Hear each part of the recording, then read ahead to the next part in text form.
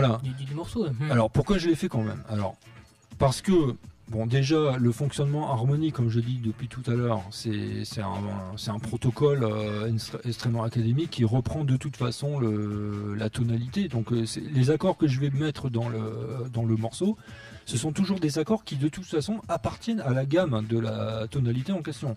Et je n'invente pas un accord, je vais pas faire une substitution d'accord sur une autre gamme, commencer à faire des choses beaucoup plus, je vais pas dire fantaisistes, mais allez, on va dire fantaisistes comme on ferait en jazz, où là on va chercher des trucs carrément tirés par les cheveux, parce qu'on cherche des sons nouveaux. Là on n'en est pas là du tout. Là on harmonise d'une façon on ne peut plus académique, c'est-à-dire je viens avec ma voiture, c'est une R5.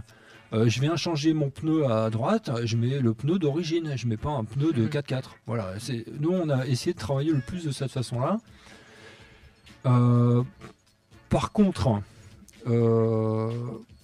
donc pourquoi j'ai voulu le faire? Parce que ça permettait de moderniser la lecture de ces morceaux. Parce que bon, moi je me fais pas d'illusions. Moi je vois par rapport à mes élèves, je donne des cours de violon et j'ai aussi des élèves en guitare. Et bon, ça fait quand même 25 ans que je fais ce métier-là. Je vois quand même un maximum de musiciens.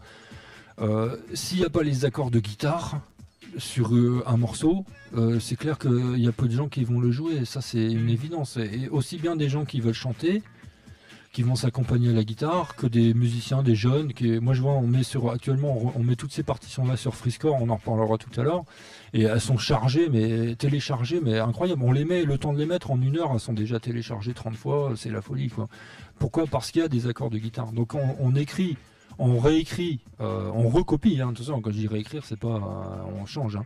On recopie la partition de départ, on l'harmonise d'une façon, je dirais, on l'actualise, on moderne, c'est-à-dire avec les accords qu'on peut faire, des accords à la guitare d'aujourd'hui, hein, en essayant justement de faire ressortir un peu la signification du morceau. Mais bon, là après, c'est pas, il faudrait que que je débatte un petit peu là-dessus. Je pourrais donner des exemples, mais ça risquerait d'être un peu compliqué. On va écouter peut-être justement un exemple. Ouais, on y va. De ce que ça peut donner.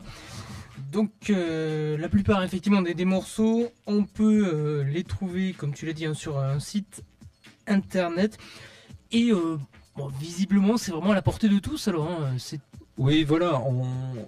Bon, de toute façon, on en reparlera tout à l'heure après le morceau. C'est un site sur internet qui s'appelle FreeScore et toutes les partitions sont gratuites. Je prends aucun droit, j'embête personne avec les droits SACEM sur l'arrangement ou n'importe quoi.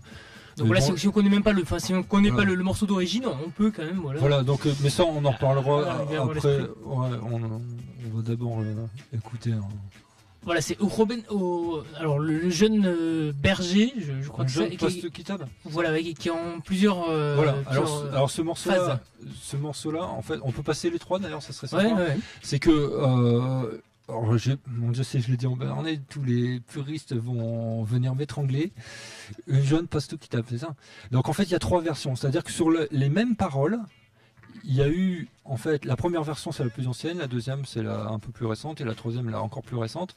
Et en fait, il y a 3 musiciens qui ont composé 3 mélodies différentes sur le même texte. Ça, c'est des choses qu'on trouve souvent dans la musique béarnaise. C'est très intéressant, mais ça ne change rien à la beauté des morceaux. On écoute.